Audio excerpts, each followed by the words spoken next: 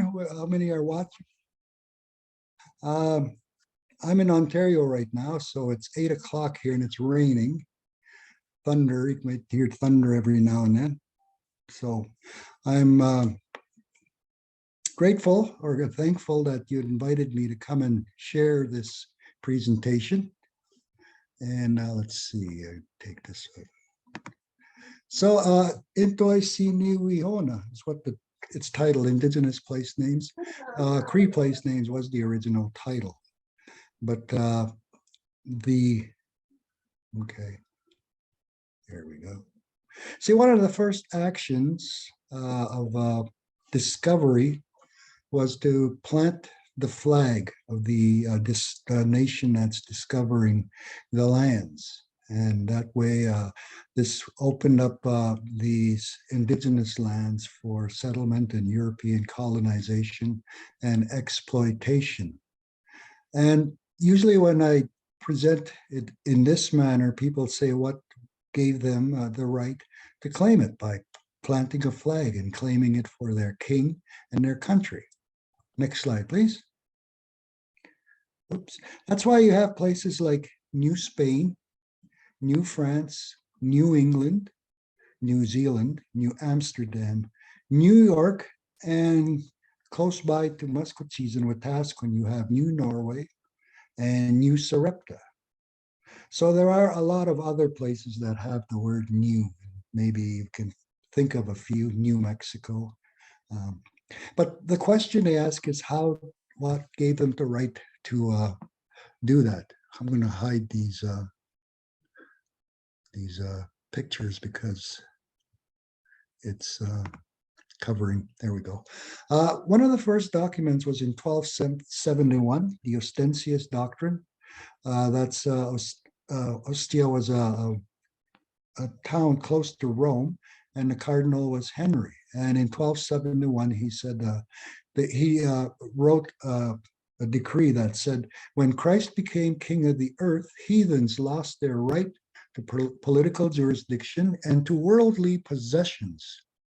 Jesus has transferred his temporal and spiritual domain to Peter, and hence to the popes. And people without knowledge of the true God could retain its lands with the approval of the church. And the Pope could appoint a Christian ruler to bring such people into the fold.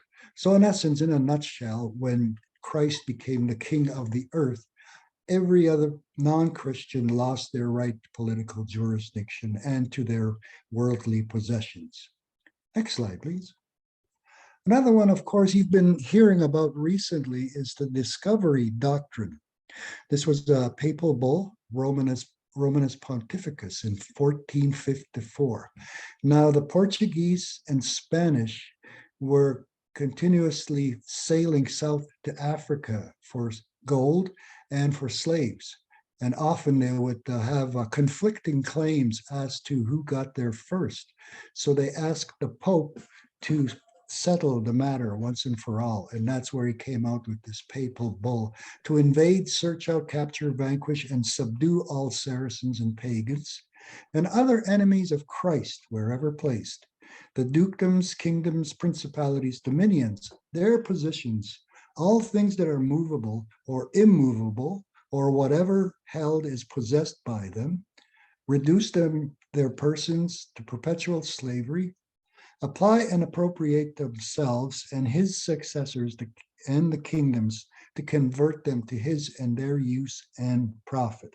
It's a longer document than that, but this is just kind of paraphrasing what the authority that the Pope gave these countries, these kingdoms, to be able to claim those lands.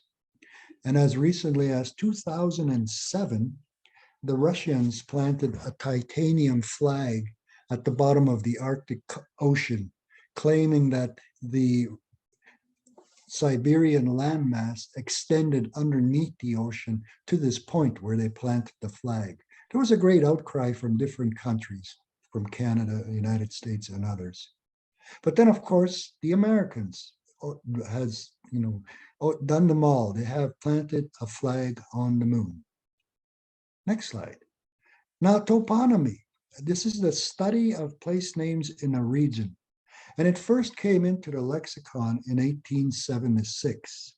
This was when they first started the study of place names. Next slide.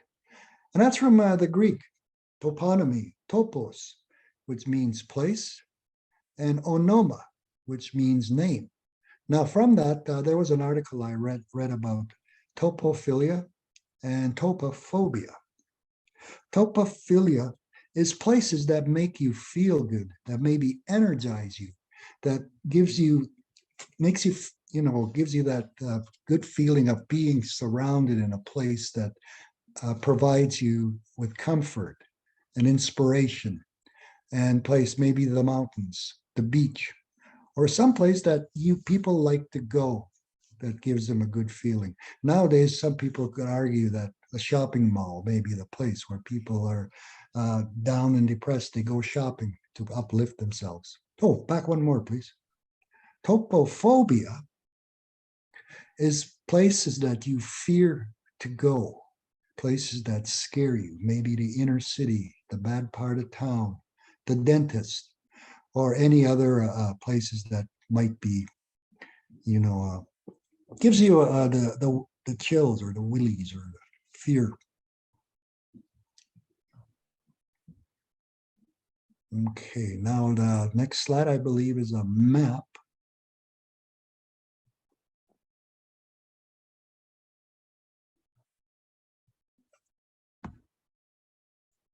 The meeting is being live streamed.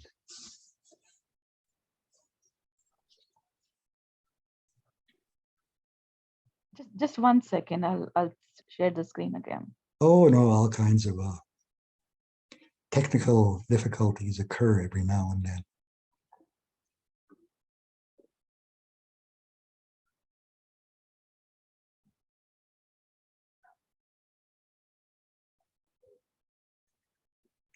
We went out to the market and got some strawberries. Man, yeah, those things are delicious. These Ontario strawberries are they're real strawberries. There we are. There we go. Maybe get that meeting live streamed. It's covering part of, from my view anyway, it's covering my view of the map.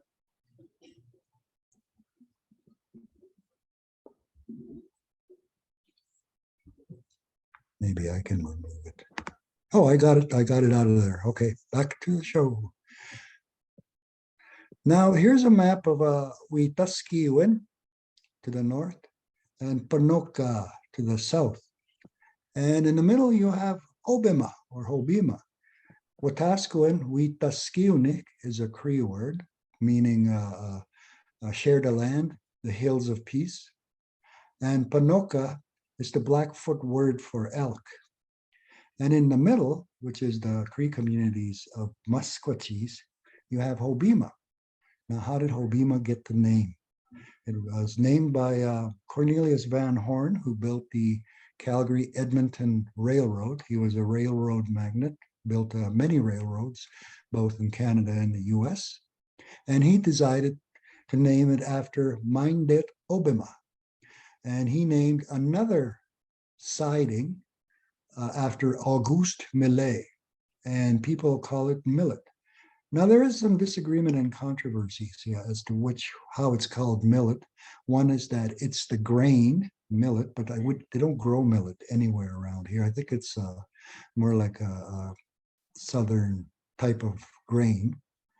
And I had heard another version that said millet or millet was the canoe paddler for Father Lacombe.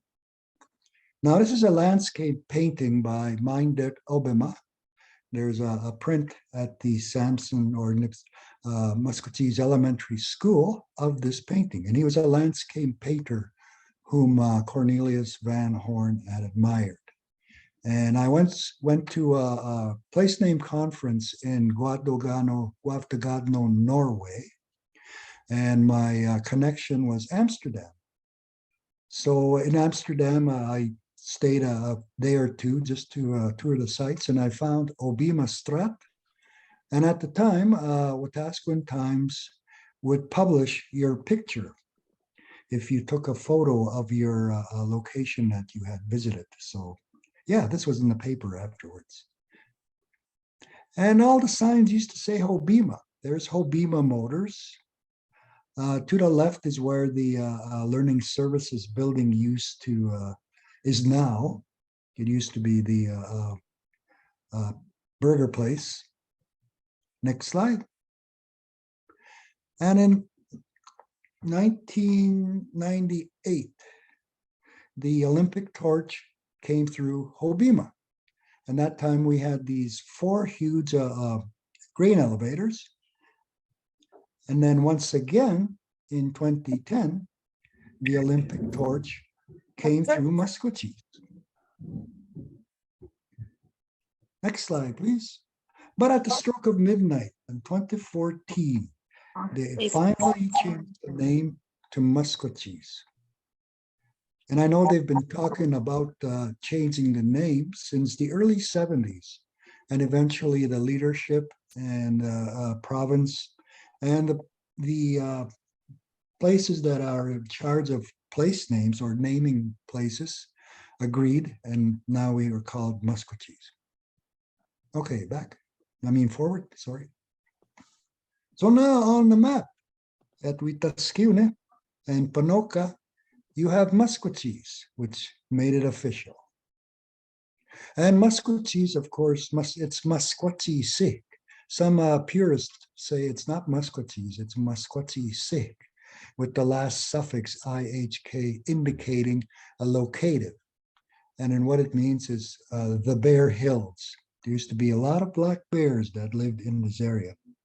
And the story goes that when they were selecting places to map out their reserves, they chose Maskwacis because any place that has a large group of black bears that live there would guarantee that there would be berries, roots, foods available in the area. So this place, the water, the wood access.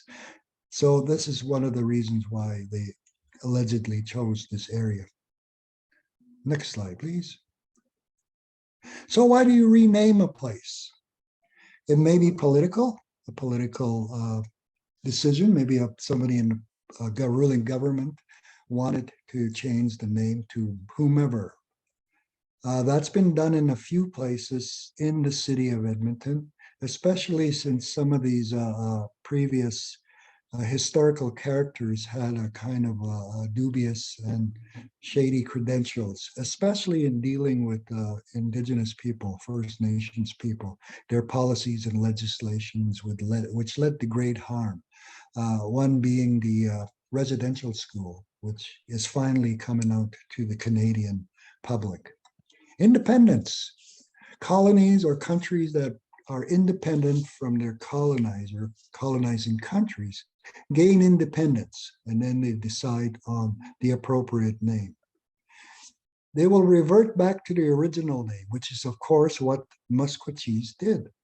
And there are other places who had their names changed, and then later on, it was changed back to the original names. Now, the name might be inappropriate or embarrassing. There are temporary name changes, sometimes named after a sports hero, a celebrity, or somebody who is renowned, a hometown hero, may have it changed for that day. And politically incorrect is another reason that people change their names. So some examples. Peking in China is now Beijing. Bombay is now Mumbai in India. Burma is now Myanmar. This is another example of going back to the original. Leningrad is now back to St. Petersburg, which was the original name. After the communist revolution in 1917, they changed the name of St. Peter and named it after Lenin. Rhodesia is now Zimbabwe. Ceylon is now Sri Lanka. So those are just a few examples of place name changes.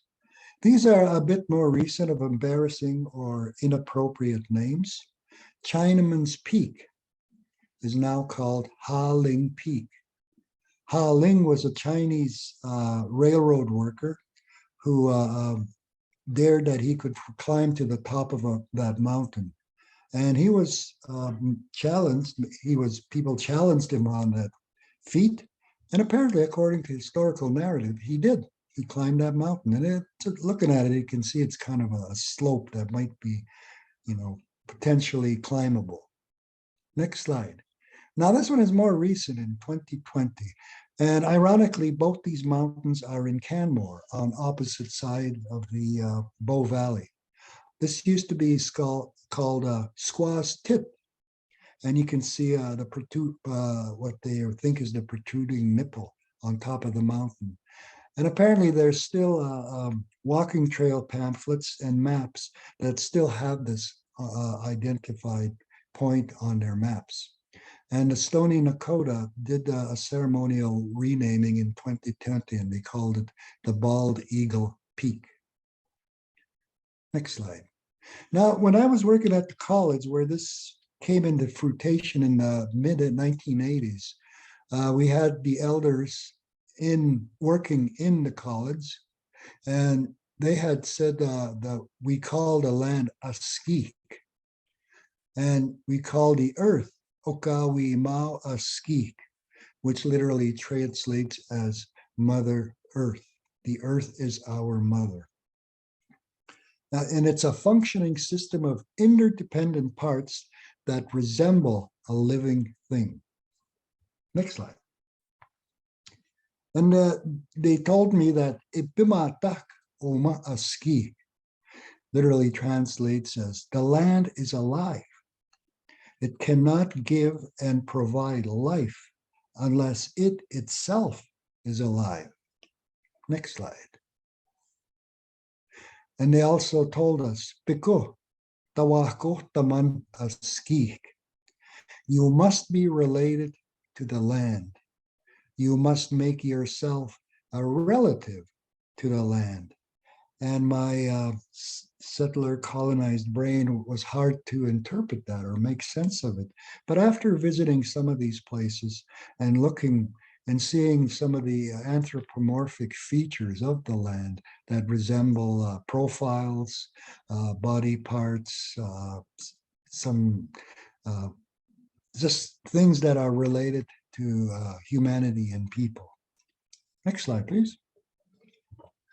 Now, this was a quote from a short documentary called Overview. You can find it on YouTube. When I saw the quote, I immediately went to YouTube and looked at it. It's quite an interesting documentary, short documentary. And he said that when we look down on the earth from space, we see this indescribably beautiful planet. It looks like a living, breathing organism, but also at the same time, it looks extremely fragile. Did you guys hear that thunder? Perfect timing. This was from astronaut Ron Garan in that short overview documentary that I talked about called Overview. And the view that they've seen, you can see the Earth, which is our only home in existence, just hanging there in the emptiness of space. And you can see how fragile and how thin the atmosphere is. And just to realize that this is the only place that we live. And when these people see that, it just took their breath away. It just realized how small humanity is in all things mattered and how vast the universe is and how the distances are the vast distances to the moon for that matter, and then our neighboring planets. Next slide. Now, this is another quote. This is Edgar Mitchell, Apollo 14 astronaut, told People magazine in 1974. You want to grab a politician by the scruff of the neck, drag him 250,000 miles out and say, look at that, you SOB. Next slide. So this is one of the famous photographs, Earthrise, as seen from the Apollo astronauts. Once again, you can see how it's just fragile, just hanging there. No strings attached. Now, perpetual vastness, next slide, please, and conceptual vastness inspires awe. And some linguists and people say people use the word awesome overly, too much. For anything, they might be able to get something for free or get a favor done, and they'll say awesome. But the overview phenomenon says that this might be the next giant leap of humankind to have that perpetual vastness. And one of the first times I've had that feeling of awe was at a place called Cutknife, Muscoteo. We were there camped out, and you could see the sun is shining in the background with the rainbow, and behind it, you have the rain clouds. And you could hear the thunder beings on top of the mountains, as I can hear them now. And you can see why people consider this as a sacred place. Now, maybe the Grand Canyon, people have gone to the Grand Canyon. These things that just take your breath away, that's what inspires that awe. Next slide. Now, also it's used for ceremonial purposes. This was a abandoned Sundance Lodge that was within that valley. This is Kootenai Plains. Cutknife Muscoteo is how we say it in Cree. Next slide.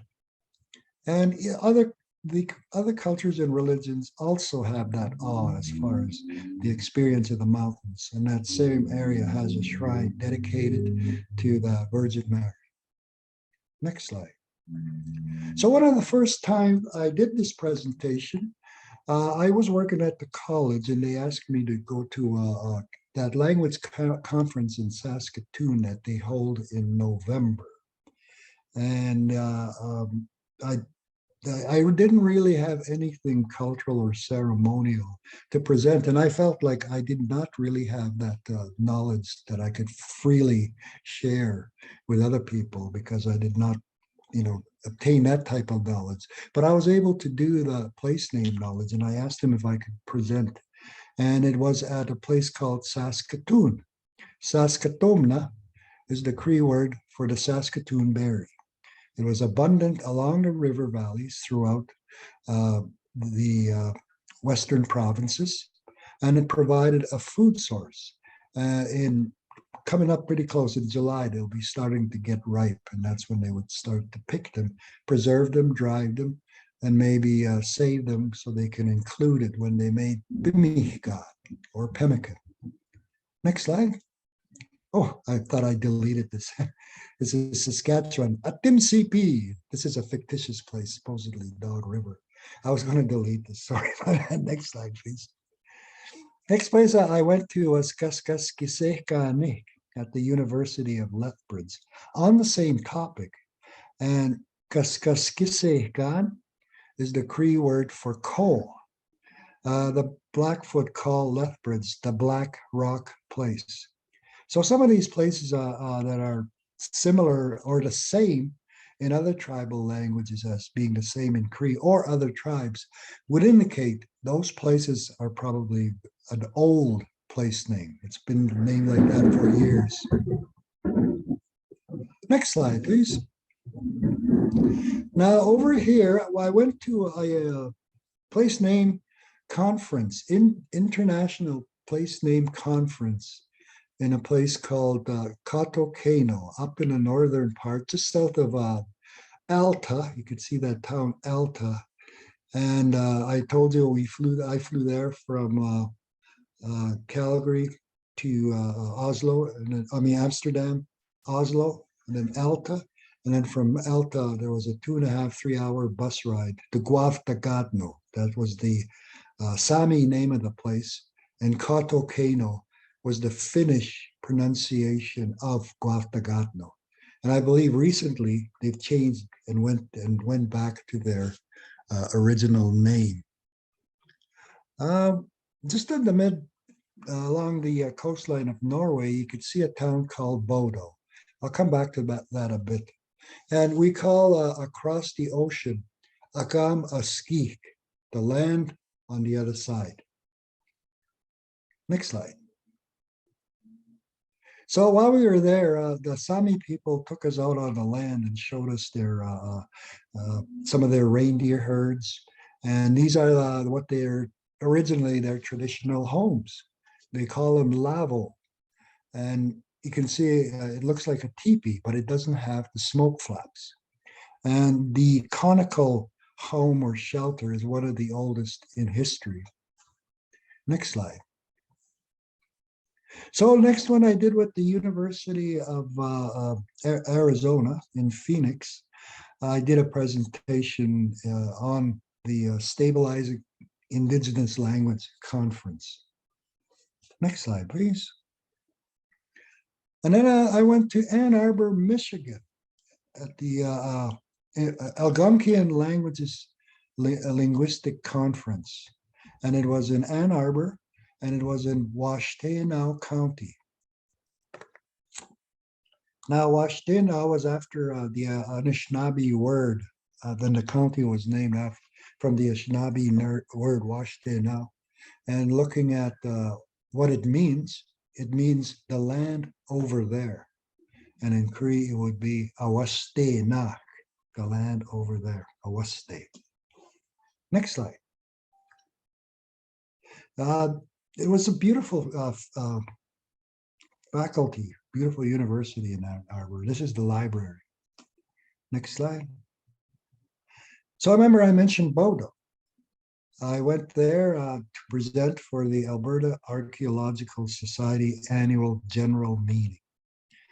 And Bodo is an interesting locality because back in the early 90s, they were digging the area to build a pipeline, but they kept digging up buffalo bones no matter where they moved. There was more and more buffalo bones. And finally, the University of Alberta Archaeology Department came and did some research, and they excavated the place. And it's a huge cache of buffalo bones. So obviously, it was an area where much of the buffalo was harvested. Next slide, please. Now, not far from Bodo is Nipi Kapitikweg, Sounding Lake. A lot of the elders at the college who told stories frequently mentioned this place as a stopping point and a place where they would make camp and hunt. And you can see Bodo is not too far away. Now, this creek that goes into Sounding Lake goes out and it stops at Munto Lake in Saskatchewan. It's an inland water system. Unlike the other water system, which eventually flow into the North Saskatchewan River system, this one doesn't. It stops as it goes, the streams go through Sounding Lake and out, it picks up minerals. And that's why Manto Lake has medicinal properties. I believe there's some spas that are still there.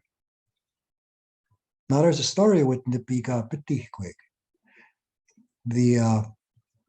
The story is that there's a lot of stories about how the Thunderbird, the earth and sky are continuously battling.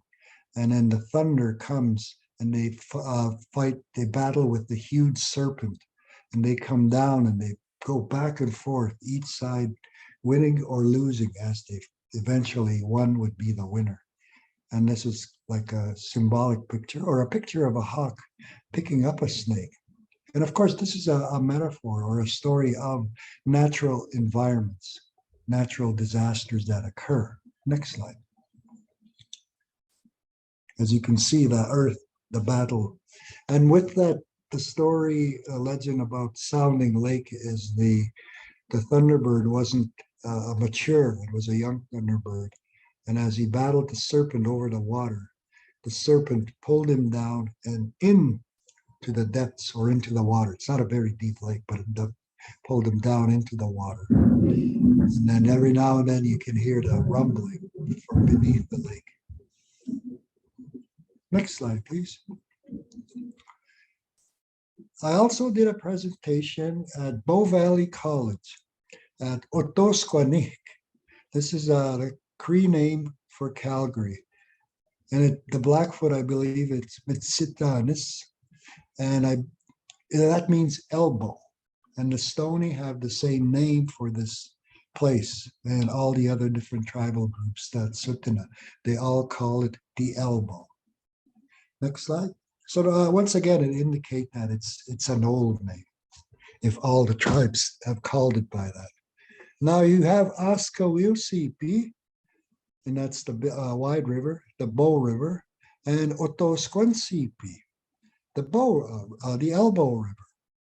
And then you can see the elbow. It's kind of like a 90-degree where the river meets at 90 degrees to the Bow River. Calgary Zoo's there, of course. And Otosquansipi means the Elbow River. And I asked the elder, what does Askawiu mean? And he said the river does not freeze over in the wintertime. It still flows. Next slide. Now I did a presentation at Red Deer College, and that's called Wawaskeso CP. In Cree, Wawaskeso is the elk. The elk were abundant in the area. Next slide. Historically, they were abundant in the area. And this is Wawaskeso, what we call the elk. The early Scottish and explorers, fur traders that came through exploring and fur trading, the elk reminded them of the roebucks of Scotland and Ireland. So that's why they called it red deer. Now I did one at Augustana University College. Asinskausipi, Stony Creek is what the Cree name for Camrose is. Next slide, please. So also part of the, when I was doing my graduate studies, one on Indigenous maps, this was an example that was kept at the Hudson Bay Archives. And it only came out about, I believe, the late 50s or 1960s. And this map is drawn by a Blackfoot chief in 1802. One of the explorers that was camped where he was at the confluence of the Red Deer River and the Bow River. They had a camp there. And this was in December. And as people in Alberta know, sometimes in December, there's no snow on the ground. And at that time, a group of warriors went out to go, walked away to go try and steal horses or try to get some raiding, hunting and raiding. They came back after 42 days empty-handed. And Peter Fiddler asked him to draw him a map. And this is a map that he drew. So the center line going down is the Missouri River. The intersecting lines into the making that leaf-like pattern are the tributaries of the Missouri River. And those two lines on top are the Rocky Mountains. And from those, he identified some prominent peaks. Next slide. This is the actual, what the topographical map would look like now. You can see the Missouri River, the Marias River is one of its tributaries, the Milk River, and down there is the Yellowstone River, and the Judith River is another river that flows into the Missouri. Now you can see the alphabetical points on the mountains. On top, you have Devil's Head, Chief's Mountain, Heart Butte, Haystack Butte, Birdtail Buttes, Beartooth Mountains, and so on. All these stand out. They're not necessarily the highest mountain, but when people are out on the plains moving about, these are specific landmarks that identifies where they are. Next slide. Oh, that map was from a book called Common and Contested Ground by Theodore Binema. If you ever get a chance to read some historical narrative, that's a good book. I used it as my textbook when I was working at the college doing Cree studies. Excuse me. Now, the first one, Devil's Head, in Cree, it's Wihtiko Ostikwa. Get some water, my throat's drying up. Wihtiko is the Cree word for the cannibal. And you can see how it's kind of a looming dome-shaped mountain. I once drove through Morley on the south side of the Bow River, and at a high point, you could see it standing out. It looked like a figure kind of looming and coming out of the mountains. And it has that kind of a scary area. Now, this place might be one that people would have topophilia. I once asked a Stony colleague about what they call it. And the same thing, that's what they call it. And he told me a story about how these two brothers and their friend went into that area to go hunting. Suddenly, a winter storm caught them by surprise, and they were trapped for a while. In a lull in the storm, one of them decided, I'm going to go get help. And then he left. And of course, winter set in, and he couldn't get back right away. And when they did get back, some cannibalism had occurred. A tragic story for sure. This one is Okimawati, Chief Mountain. That's another prominent mountain in its shape that you can see from the prairies, the plains. And it's also called this name by the other tribes. But the elder also said it has another name, meaning Wisakechak Watakuskewe, meaning the trickster's step as he went back to the sky. After he left the earth, after he helped shape the landscape, he went back to the sky, and this is where he stepped off to go up, according to the story that he knows. Otehatinach, Heart Hill, Heart Butte is what this is called. And it has the shape of a heart. And we have one just east of Muscatine, just northeast of New Norway. I've never seen it, but one of our elders had told me it was there, because when he was younger, he said the elder, as they went by there, said, this is Otehachinas, the Little Heart Hill. Next slide, please. So this is another map. This is of the Bow River. And these maps are simplistic. They're not overly, they don't follow every bend or curve of the river. It just indicates, where the main river is and where the other rivers are that flow into these, to the main river.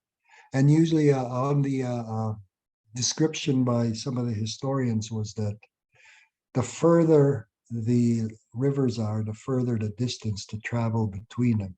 The closer they're drawn, the closer the distance is between them. Next slide, please. So in 1858, 57, 58, Palliser and Hector came out west to survey the West. The Americans were threatening to annex Western Canada. And so the Canadian government of the day asked these explorers or surveyors to come out west and map out as much as they could. And from that, they published and printed this map. Next slide.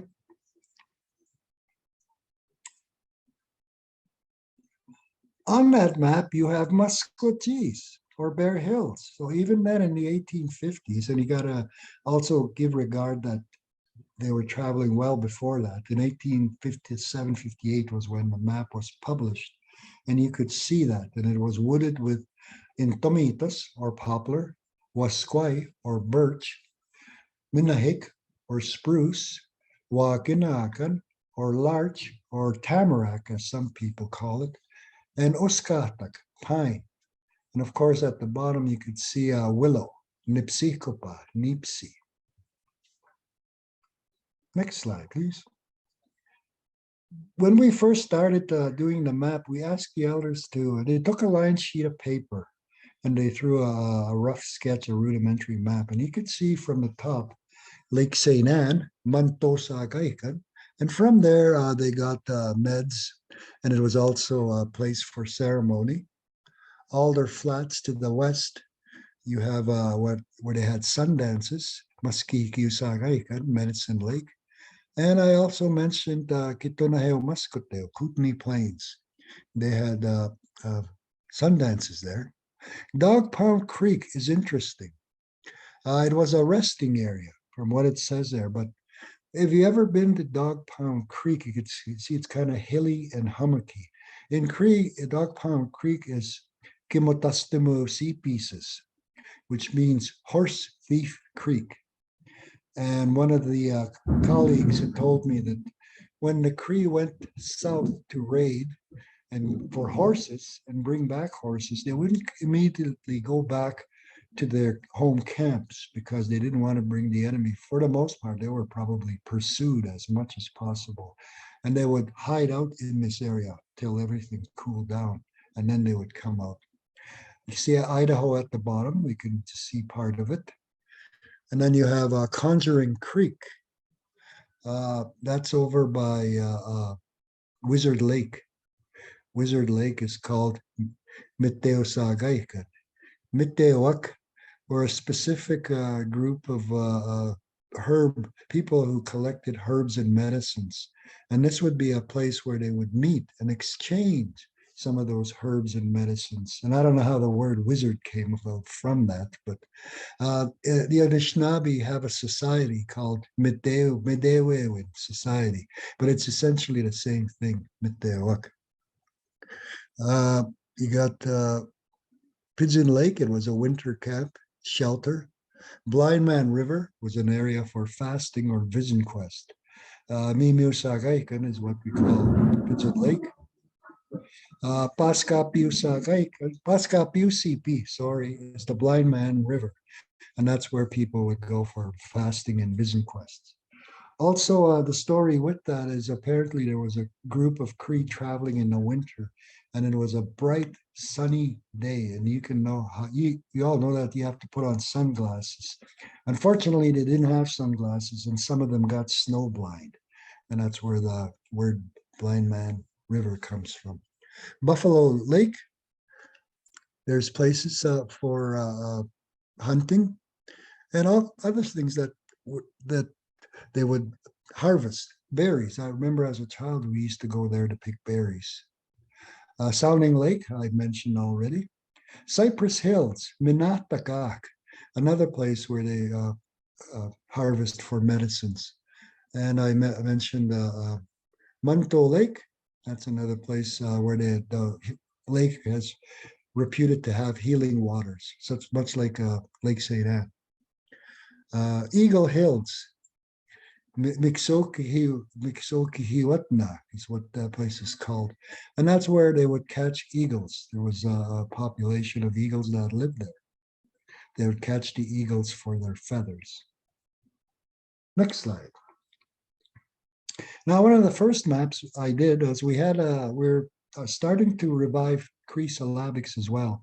And we had an old Olivetti typewriter that had syllabics. If anybody remember what a typewriter sounds like with the clack, clack, clack, clack, clack.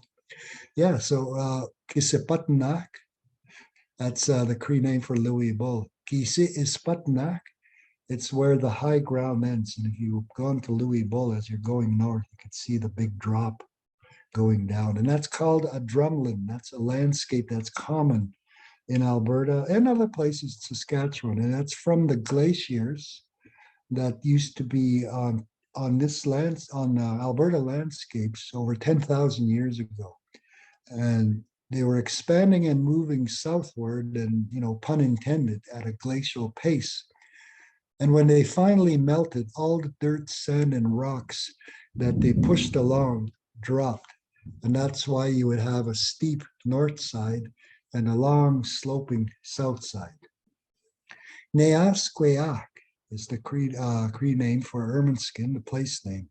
Neak is the Cree word for arc or a bow or an arc, and it says it was an arced a growth of trees that grew in an arc. Ineak, Ineaksakak, Ineasqueak. And the elder also said sometimes that word neak is used to describe a bay where part of the lake creates an inland bay or water. Nipsikopak is the Cree name for Samson, and Nipsi is the Cree word for willow, and it's willows were abundant there. Akamik is the Cree name for Montana, which just means across the river. And of course, you have Notintosipi, the Battle River. Notinto is literally fight. And this was a kind of a natural border between Cree and Blackfoot, where numerous battles were fought along these waters. The one thing about, I guess I should mention is the names. If you go back just for a sec, Kisipatnak is named after Chief Louis Bull. It's not named after Kisipatnak. Neasqueak is named after Siksayano, Chief Ermineskin. Nipsikopak is named after the willow, but it's named after Chief Samson, Kanatakaso. Akamik is called Montana, and there's another story that goes with that. I will tell another day. Next slide, please.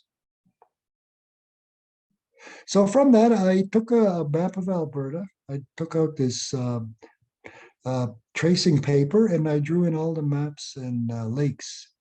And I took those Avery labels, sticky labels, and typed the English names to it. And I peeled them, cut them and peeled them, and I put them on specific sites where the place names that I had identified. It's kind of a rudimentary map making, but I didn't have the proper map making tools. But this was used in a court case when Samson Cree Nation had their breach of trust. They used this as evidence to indicate that the territories identified were ancestral landscapes that the Cree, or specifically the Musqueam and Samson Cree, was traversed these lands. Next slide. So this gentleman, this elder, the late Louis Sunchild, was probably the most valuable source of information.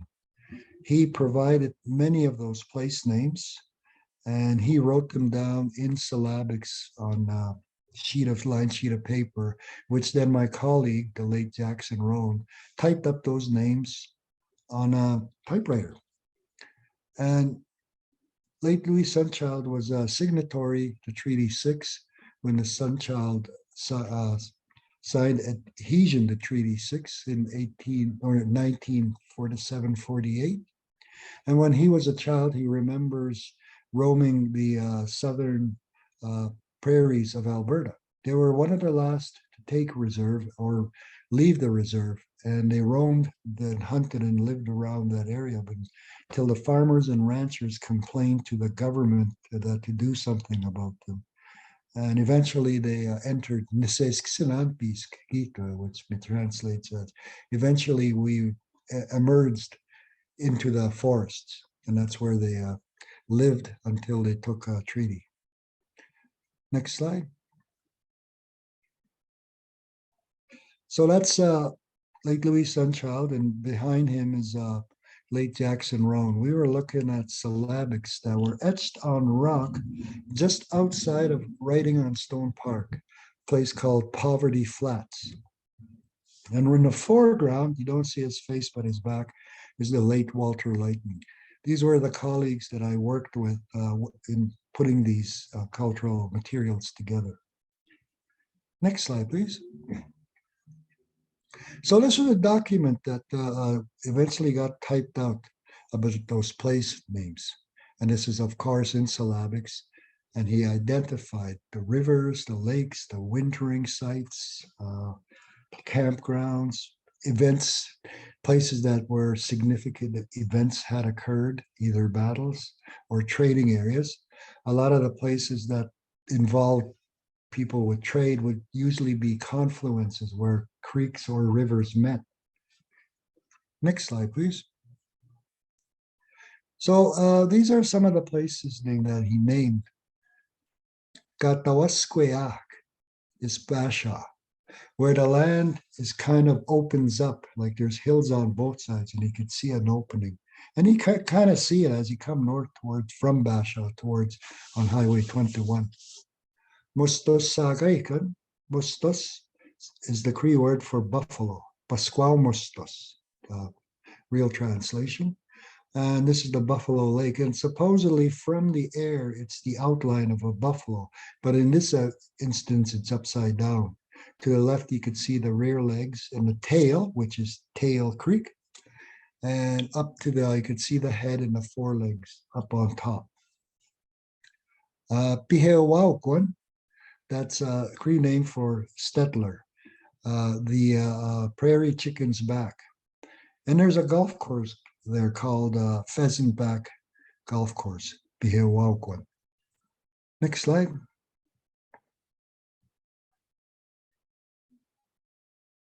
This is the buffalo. Of course, this is the main food source of not only the Cree, but other tribes that lived on the plains. And literally, the buffalo provided for everything.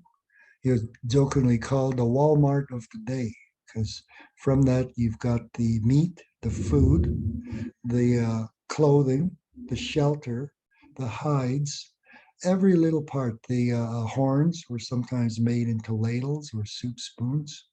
The ribs put together could make a kind of a toboggan. Just every part of the animal was utilized. The hooves could be boiled down to make glue. The sinew, of course, was used for bowstrings or for thread. Next slide, please. You can see some of the poster that indicates what uses there are for all the buffalo. As you go south on Highway 21, this is an obvious one. Nisto wachi. Beak niso nisto is how you count. 1, 2, 3. And you can see the outline there. Nisto wachi. Next slide. Now further on the Crow's Nest, going west on Highway 3, you have Kakakyu Wetston. Kakako is the Cree word for raven, but somehow this got translated as Crow's Nest, the Crow's Nest Mountain. And I find there's a few instances where Kakaku is mistranslated because Crowfoot, his name was Kakakiusit, literally meaning raven's foot. Tatsuna Chief Crowchild, Kakakiwasis, raven child, and it translates to Crowchild. And that the Apsaroka people in Montana, the Crow Indians, we call them Kakakowatseanak, the raven people, but it was translated as crow, the crows. Next slide, please. Now, this is a picture I took a number of years ago when people actually had to take their film in to get developed and get it back a week or two later. Sometimes an hour photo shops are available. But when I got the picture back, I didn't notice, but in the background, you could see a faint image of the Sweetgrass Hills. And when I took the picture, I didn't see them because once again, it was forest fire smoke obscuring the distant landscape. Sweetgrass Hills, we call them Wihkasquatik, literally Sweetgrass Hills. Another sacred landscape, not only to Cree, but all the tribes that lived around that area. The Crow, the Blackfoot Confederacy, Stony, and all these different tribes considered it a sacred landscape. Next slide. And this is from the south in Montana. You could see there are 3 different groups. They're literally high ground in the middle of the prairie. And they're quite high. If people have seen them, they are quite high. And they actually supported their own species of mountain sheep, which is, of course, hunted before the end of the 1800s, hunted to extinction. Back in the 90s, there was a international corporation, conglomerate, who wanted to strip mine these hills because there's evidence that there may be gold in them Dar hills. But an unusual organization of ranchers, farmers, sheep herders, and Indians, as the term was used back then, got together and they fought against this company. And they won a moratorium. It was a 10-year moratorium, which has since expired. But thank goodness it still hasn't been put into effect. And the Rocky Boy tribe has recently purchased some of the lands around there for their ceremonial use. Next slide. Now there are further places south of Montana, south in mid-Montana, going towards Billings. Gonoati is what these mountains are called. These are the big snowy mountains. And they're east of the Rocky Mountains. It's another piece of high ground that's not part of the Rocky Mountain chain, so to speak. Next slide. Now going back up north towards entrance of Jasper, this mountain is called Ostamosan. This one has connections to our legends in the creation story. And it's one of those mountains that have the profile of a face looking up to the sky. Next slide. Here's another one on Abraham Lake that has the profile. These are called pareidolia, these images that has facial images in mountains or sometimes in other inanimate objects. People will see faces or profiles. Next slide. Now this is an image from Google Earth. There was a person who was, when Google Earth first came out, they were just scrolling and viewing it, and we all of a sudden came upon this image. It's just northeast of Medicine Hat, close to a town called Walsh, Alberta. And as you can see the image, you could see the sloping forehead, the nose, nostrils, lips, and chin. And there was if you Google Badlands Guardian, that's what this was labeled, what it was called. There was a news crew that went to Walsh and asked them, what do you see? And most of them said he looks like an Egyptian. He looks like a Roman. It was only an old cowboy who said something like that. There looks like an Indian. But the other thing that they pointed out was it looks like he's wearing earbuds. He's listening to his Walkman. But what that is oil well road. Next slide. So Nehiaweehona, Nehiaweehoin, the literal Indian name. Usually it's Nikweme, somebody who has the same name as you, or a namesake. The things that some of us who are fortunate to have been given a name, a Cree name, a Nehio name, when we were children. The parents would take the child to an elder or someone in the family or some relative to do a prayer and a ceremony. And usually the prayer asks, which literally translates as, in the future, he will grow to have white hair. In essence, asking for a long life. And that's the name that you wear. I mean, that's literally the Indian name. Next slide. Oh, before I go to the next one, there was a gentleman worked in corrections for years, and working with the indigenous or the inmates, First Nations inmates, he found that over 80% of them, 80 to 90% of them, did not have an Indian name. They're just going by their European colonial name.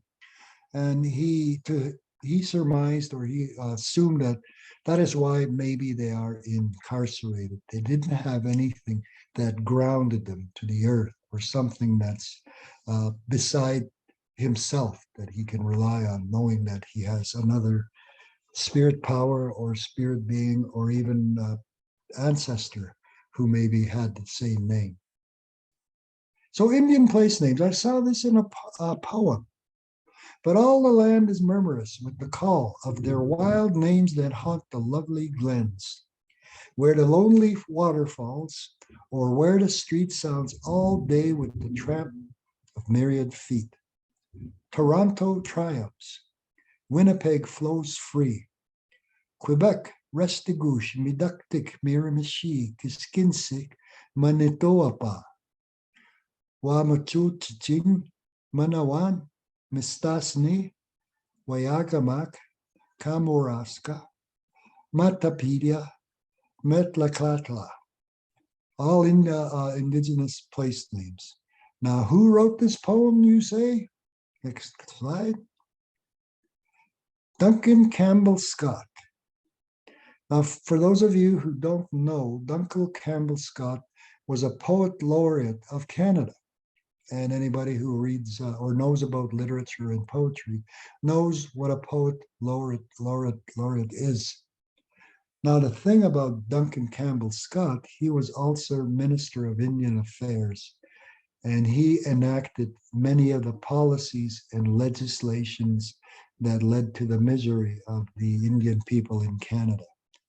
The reserve laws and confined the reserve, they needed a pass. Residential school, it was legal. It was illegal to keep your kids at home, and they had legal authority to remove kids from their parents and take them to the school. So numerous acts and legislations. And I heard there was on CBC radio, there was this individual who was studying Duncan Campbell Scott for his papers, mostly for his poetry and his writings. And he didn't know anything about his role in Indian affairs.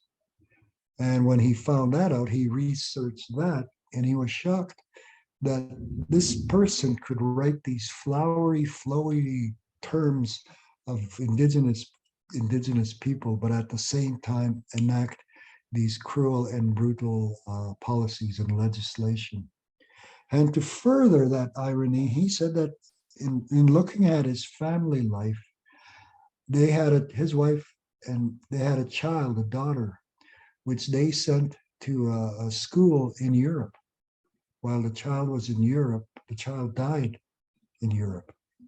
And this guy who was studying was just shaking his head. How could he not do this connection, the irony where he's sending children sometimes to their injury or to their death, that this happened. So it's just, I don't know, it's just sometimes the world works in mysterious ways. Next slide, please. So it's things do not happen in a vacuum. Other people sometimes have the same idea, or they'll see it and they say, I can do that. So now other tribes are taking their communities and identifying and finding these place names and giving the what their ancestors had called these places all along. Next slide. So from that, I was with a group that worked on a place name map for the new Royal Alberta Museum in downtown Edmonton, and along with the Stoney Nakoda, the Chipewyan, the Dene people, the Siksika and Blackfoots, and Plains Cree. We all submitted as many place names as we could to make this map. Look at that. There's an article about Duncan Campbell Scott.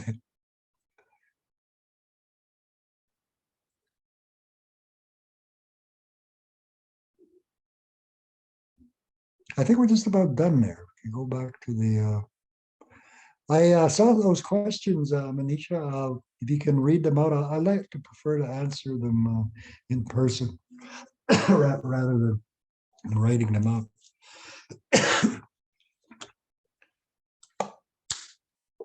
Next slide, please.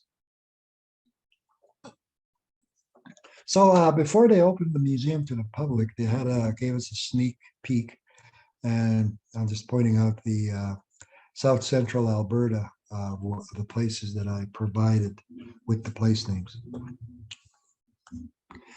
And Cree is an Algonquian language linguistics call it the Algonquian group, and all those in red are tribal groups that speak Algonquian. Anishinaabe being one of them, the Naskapi, the Innu, the Chippewa, Odawa, Potawatomi, and then the Abenaki along New Brunswick and the Maine coast, the Mi'kmaq, Nova Scotia, Penobscot, and the Miami, and the all the different tribes. So there was the Algonquian-speaking tribes who met the Pilgrims, and many of those places have Cree place names. Connecticut is Kinwaktikwat, and it translates as the place of the long tidal flats, Kinwaktikwat. In the Midwest, you see along between Lake Michigan, you have the Illinois tribes and the other tribes. And there's a city there called Sikakuk, the skunk place. Sikak is the Cree name for skunk, and Sikakuk is Chicago. And just north of there, for some of you who've watched Wayne's World, when they met Alice Cooper, and Alice Cooper said, "Do you know that Milwaukee is from the Indian word meaning Milwaukee, meaning the good land?" And it's the L dialect of Algonquian. Milwaukee means the good land, but it's also Meowaski, is what we would say in Cree. And in the mid plains, you have the Cheyenne tribes and other the Arapaho and Grovon tribes. So these are the tribal groups. Oops, yeah, we can go ahead there, the next one.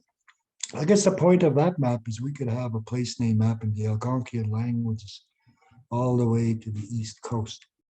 So these are the Cree, Plains Cree, which Musquetee's Cree are the kind of the olive green, I guess. The darker green is the Sakawinoak. We're the Pasquawinoak, Plains Cree. Sakawinoak are the Woods Cree. And Muskegowuk are the Swampy Cree. And I'm not really sure the Moose Cree, what they call themselves. Atihkameko would be after the Atihkamik. Atihkam, probably the caribou. Atih, Muskegowuk is what we call the caribou. Okay, next slide. So that's it. I'll end here and I'll just answer the questions that were asked, and as best as I can. If I don't know, I'll just say I don't know.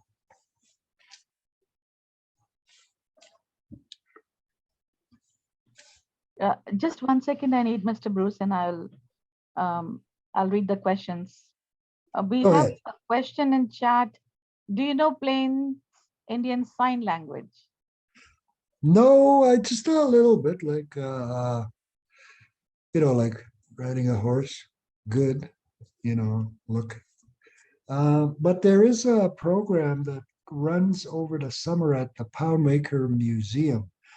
An Apsaroka, or a Crow Indian from Montana, is one of the last few people who has a full knowledge of the sign language.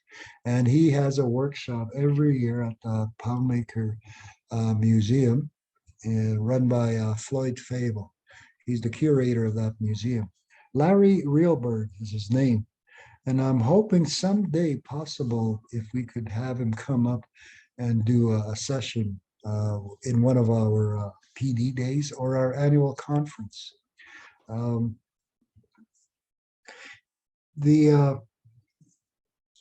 It was one of the, at the time and historically, most leaders or most indigenous people were multilingual, and they're able to speak different languages. And even if they didn't speak the language, sign language was, the perfect method to communicate. But like a lot of these things, the missionaries and the Indian agents tried to eradicate as many of the customs, traditions, language, ceremonies, invocations, anything that had to do with culture and language, they banned.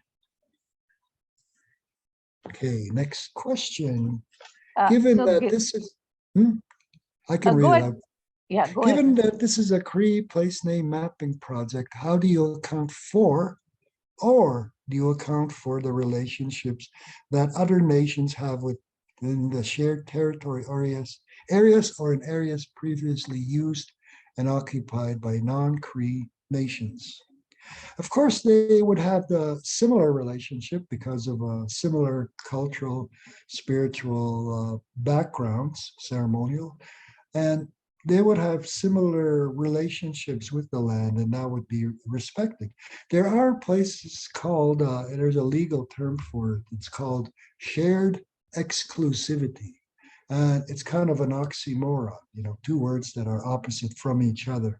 But it's a land or area that is shared by all the different tribes, but it's considered exclusive by the tribes as well, that this is where we go do ceremony.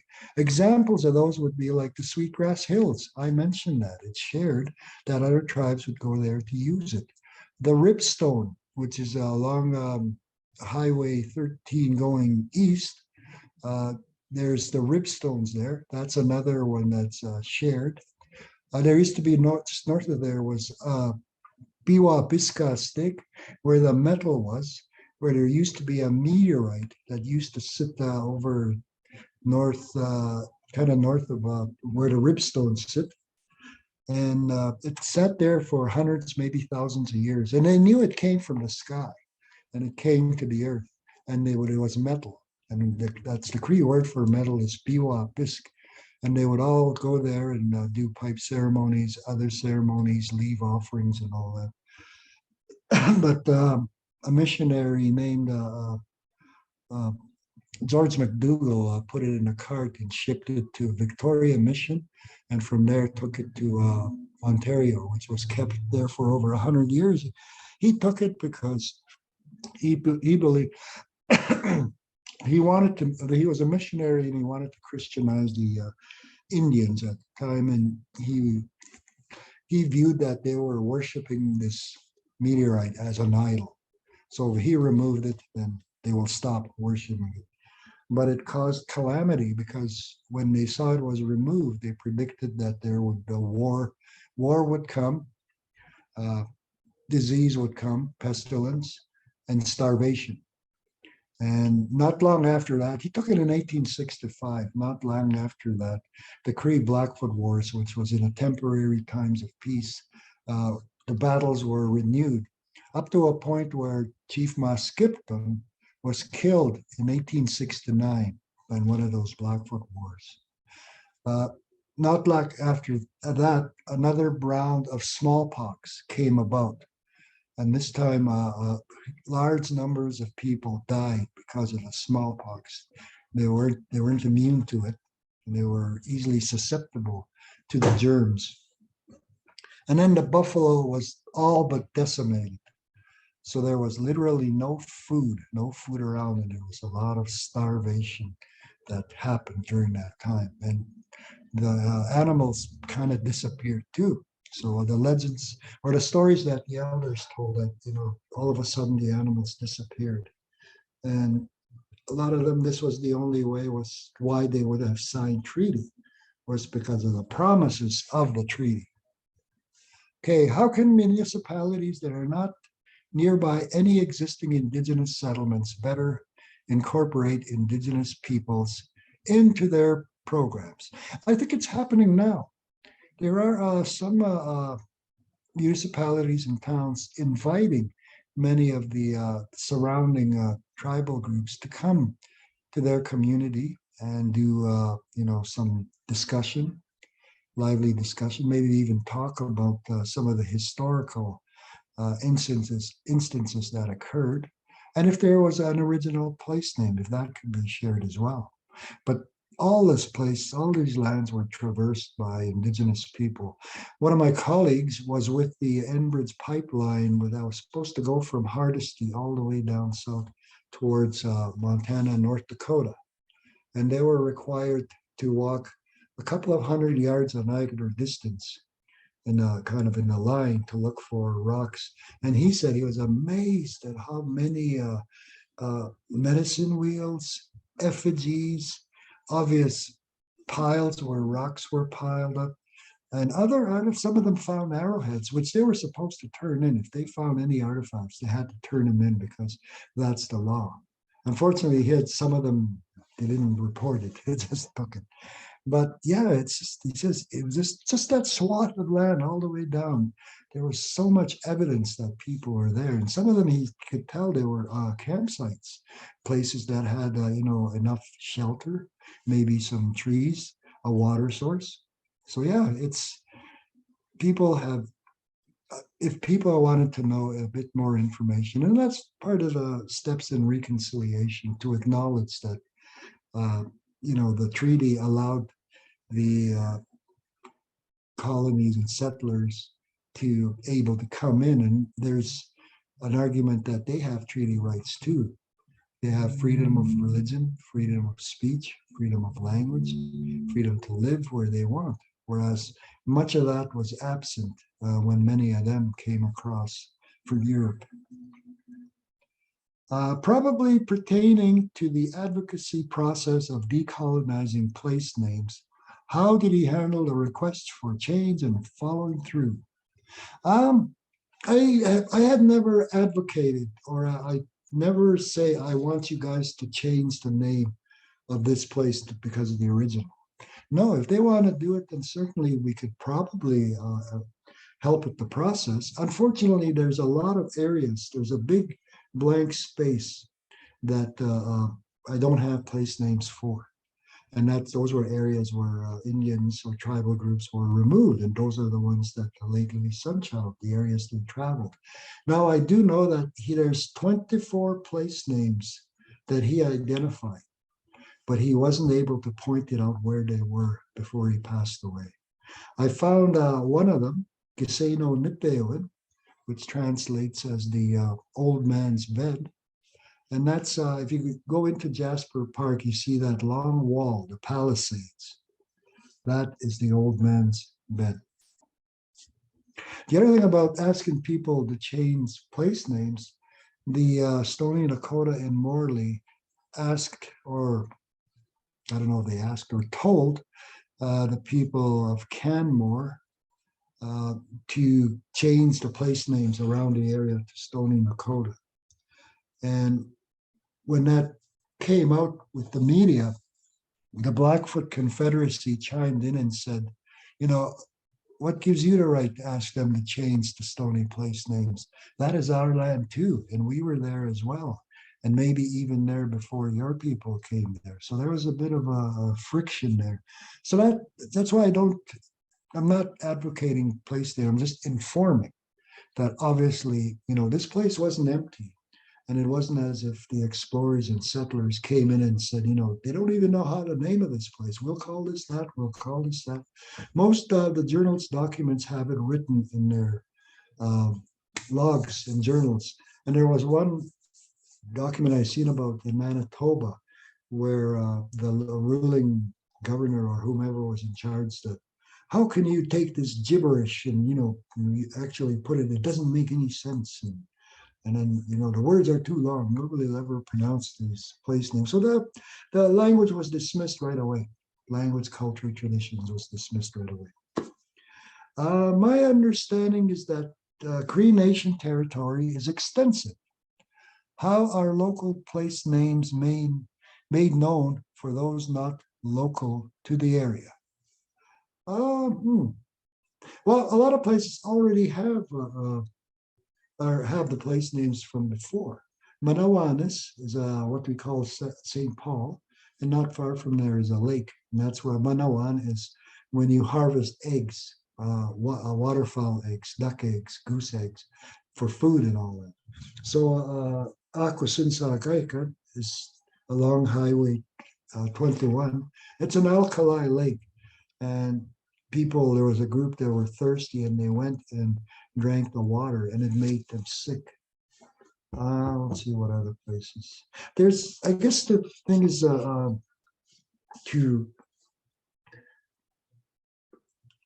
will probably share this. I think I shared this with you, didn't I, Manisha? The list of place names. If not, I'll send you a copy and maybe you can share. I have over 100 place names on the map, and I have an additional 40 since I've been working with this. And I've kind of put it on a shelf, but now that it's actually on a map, that I kind of put it aside and started working on other projects. Would like to know some specific history of the region, the connection to Tail Creek Band, and some of the Nahio place names. Yeah, Tail Creek, Osoy Pieces is what it's called, literally Tail Creek. That's the creek that runs out of the Buffalo Lake, and I believe it flows into the Red Deer River. There's a cemetery. There's a Métis cemetery just off the Highway 21 there. Sometimes when I go by there, I'll go visit it and lay down a little bit of tobacco, say a little invocation there. The area was, after the 1869 rebellion, Fort Garry Rebellion in Manitoba, the Métis dispersed through many different directions. Some of them went south into Montana, merged with the Chippewa. Some of them are still in the Turtle Mountain Chippewa Reserve. Some of them merged with the Rocky Boy Cree, some of the Métis, and others went into different colonies. But there was a large Métis settlement at Tail Creek, and it was the biggest settlement west of Winnipeg. There were so many structures at one time. Of course, they've eventually all moved from there. And when treaty payments were made, the Musqueam Cree were not present at Fort Pitt or Fort Carleton. Bobtail, who was hunting in the upper Bow Valley, heard there were negotiations for Treaty 7 at Blackfoot Crossing. So he took his band there, and on the opposite side of the negotiations set up a camp. And the negotiator, David Laird, which was recently hired because Alexander Morris negotiated treaties 1 till 6. And Treaty 6 has the medicine chest clause and the farming implements, the twine, the ammunition, all these other items that the Cree negotiated and got. And when Alexander Morris went back to Ottawa, the government was upset with him for giving so many concessions. So they removed him and had David Laird do the negotiation. And Laird told Bobtail, we'll negotiate with the Blackfoot, Stoney, and Tsuut'ina tribes, and then you can sign the adhesion, which he did on September 25th, 1877. So when they had the annuities that were given out, the agents went to and met them at Tail Creek. And that's where Samson Ermineskin met the commissioners, and they wanted to sign treaty adhesion. But they said, do not worry about it. You're already in the treaty now by accepting this treaty money. You would not have to sign. But the one extension of that story, local legend, is their criteria, you must have at least 100 or 10 families under your leadership before you be officially recognized as a chief. And Ermineskin did not have enough. And allegedly he was loaned by Samson and Bobtail additional families to make up that number for him to be recognized as chief. And some of those families that were loaned were a permanent loan, because some of those families have descendants that live on Ermineskin Reserve. How can a municipality respectfully include Cree place names in education, signage, and nature parks? Any advice? I guess the first thing would be find out if there is, and confirm that there is a place names in many of these areas. Kootenai Plains, of course, is the one I said, Kipamaheo Muscatine. Ustamosan is the mountain in Jasper.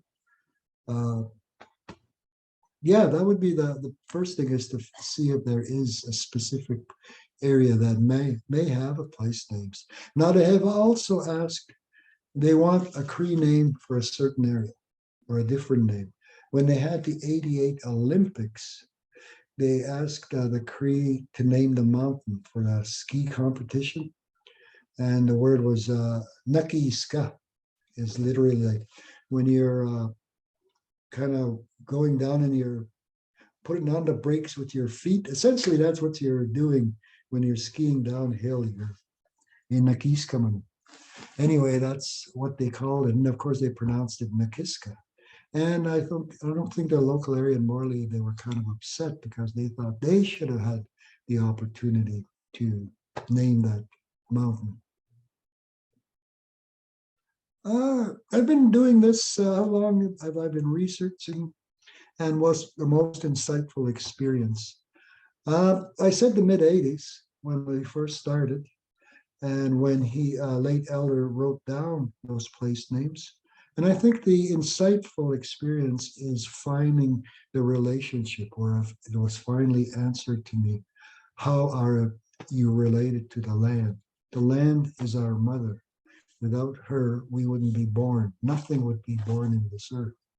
And then all the animals are your relatives, your brothers and sisters, younger and older. We call the buffalo our grandfather. And some of the landscapes that have anthropomorphical features, just a connection as to how uh, the land shaped people and how the people made themselves part of it. They didn't want to change it. They just wanted to be part of it. Harvest what is given to them, take it, and give back. Don't take more than you need is the other criteria. And just the fact that it is the world is alive, and then you can enjoy and be part of it. Just the fact that you're breathing the air and just enjoying it. That was probably one of the most insightful thing, I guess, if you will, to realize that yes, our culture was beautiful culture. It was a beautiful custom. The language is beautiful that described it. And it gives it validity because going to residential school and being told that your language is gibberish, your ceremony and spirituality is the work of the devil, and your customs, you gotta, become like a nuclear family, abandon your relatives and just have the mother, father, and the children, which is in essence what the West described as the family unit. I hope that answers some of it. There was a few things that kind of fleeting thought there I was going to mention, but maybe it'll come back. Laklavish is a Wawaski Susaraikan. It's also called Elk Lake. I don't know about Laklabish. It's what it means. I think it has something to do with the elk, the bish.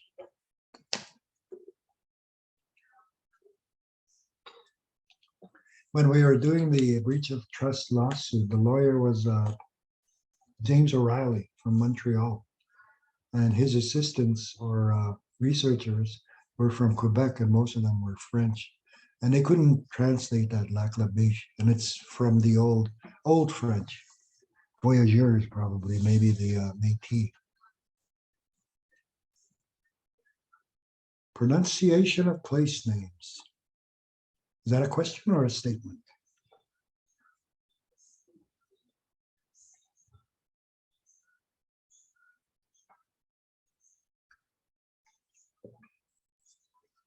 It's a question. Oh, and what is the pronunciation of place names? I through most of them that we went through, I did say how the original would be, like Wetaskiwin is Wetaskiwin, Wetaskiwin. Nakiska is Nakiska, I guess would be. So Mimio Sarai can be like Pigeon Lake. But I'll try to anyone that I go through, I'll make sure that I pronounce them properly, and that's one of the things where I'm fortunate that Cree is my first language. I didn't know any English until I went into school, grade 1 in 1960. And it was kind of brutal because we got punished for speaking our language. And you had to learn quickly. You don't want to be punished every day.